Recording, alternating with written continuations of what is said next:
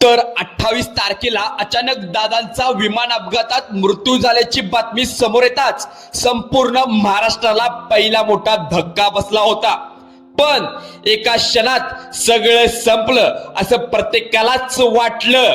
पण आज तब्बल 8 ते 9 दिवसानंतर महाराष्ट्राला दुसरा आणि कदाचित त्याहूनही मोठा धक्का बसलेला आहे। कारण या अपघातासंदर्भात अशी एक माहिती समोर आली आहे जी ऐकून कुणालाच विश्वास बसत नाही आहे की या विमान अपघाताविषयी सध्या एक खळबळजनक बातमी समोर आली आहे, ज्यामुळे संपूर्ण महाराष्ट्र हादरून गेला आहे। लोकांच्या मनात एकच प्रश्न घोळतोय, नेमकं सत्य काय आहे? अपघातानंतर सुरुवातीला सांगण्यात आलं होतं की या विमानात एकूण 6 जण बसले होते।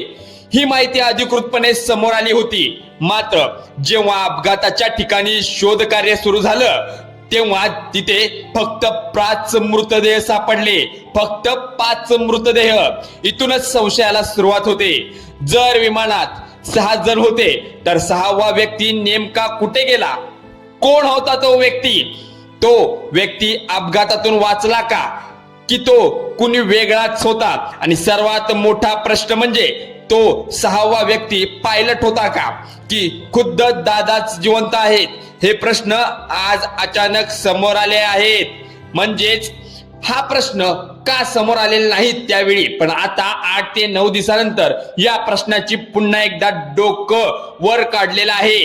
कालपर्यंत टीव्हीवर आणि प्रसार माध्यमातनं हेच सांगितलं जात होतं की विमानात 5 जण बसले होते, पण आता बरोबर आपल्याला समजते की 6 जण होते, पण मृतांचा आकडा 5 जण मृतदेह सापडलेत। दादांची ओळख पटवण्यात मुख्य कारण म्हणजे त्यांच्या हातातील घड्याळ।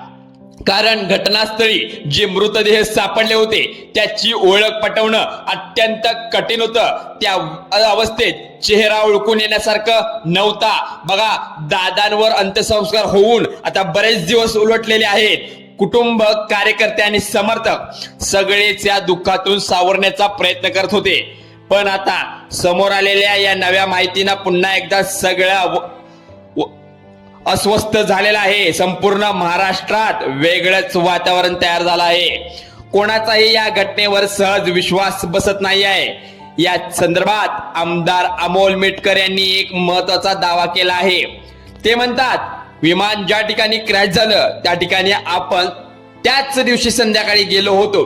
घटनेच्या दिवशी संध्याकाळी साधारणपणे 5 वाजता ते घटनास्थळी पोहोचले होते। तेव्हा तिथल्या सरपंचांनी त्यांना एक अत्यंत धक्कादायक बातमी दिली असं मेटकरांनी सांगितलं। पण सरपंचाच्या म्हणण्यानुसार विमानातून कुणीतरी उडी मारण्याचा प्रयत्न करत असल्याचं त्यांनी प्रत्यक्ष माहिती होती। ही बाब ऐकून अंगावर काटा येतो। त्या व्यक्तीला वाचवण्यासाठी आम्ही पुढे जात असताना अचानक मोठा स्फोट झाला आणि त्याच स्फोटात 5 जणांचा दुर्दैवी मृत्यू झाला असं सरपंचांनी सांगितलंय, असा दावा दिलेला आहे। अमोल मेटकर यांनी केली आहे। या एका विधानामुळे संपूर्ण प्रकरणाला नववळण मिळालं आहे।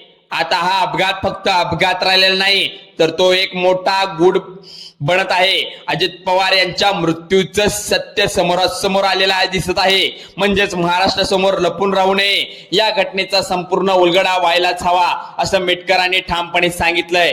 जोपर्यंत आपण जिवंत आहोत तोपर्यंत प्रकरणासाठी लढणार असा ठाम संकल्प त्यांनी जाहीर केला आहे। आता सगळ्यात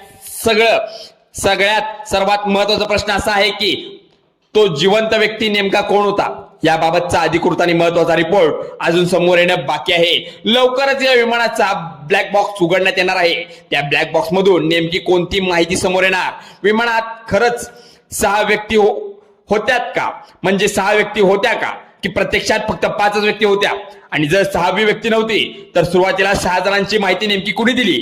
प्रशासन माध्यमातून म्हणजे प्रसार माध्यमातून चूक झाली का, की सोशल मीडियावरून अफवा पसरवल्या गेल्या आहेत? सध्या जी माहिती समोर येत आहे ती सूत्रांमार्फत संशयाच्या चर्चांमधून पुढे आली आहे। म्हणून प्रत्येक माहिती काळजीपूर्वक पाहत गरजेचं आहे। या व्हिडिओचा किंवा चॅनलचा या घटनेशी कोणताही थेट संबंध नाही, फक्त समोर येणारी माहिती संपूर्णपणे म्हणजेच तुमच्यापर्यंत पोहोचवण्याचं काम आहे। हा एकमेव उद्देश आहे। आता सगळ्यात महत्त्वाचं म्हणजे लक्षात एक येते या गोष्टीकडे, ती म्हणजे 6वी व्यक्ती नेमकी कोण होती हा प्रश्न आहे. लवकरच या प्रश्नाचं उत्तर समोर येणार आहे. तोपर्यंत तुमचं मत काय आहे ते नक्की कमेंटमध्ये कळवा.